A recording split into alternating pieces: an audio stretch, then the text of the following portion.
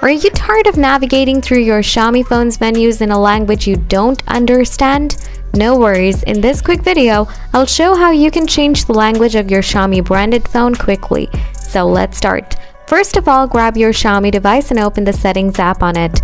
Then scroll down and find Additional Settings, and then tap on it. After that, tap Languages and Input. Next, tap on Languages from here, and now you will get a list of languages. Find the language you want to set either by scrolling down or searching for it, using the search feature here, and then tap on it. And your language will be changed. Easy, right? So guys, that's how you change the language of your Xiaomi phone. If the video helped you out, smash that like button. Want more Xiaomi phone related tips and tricks?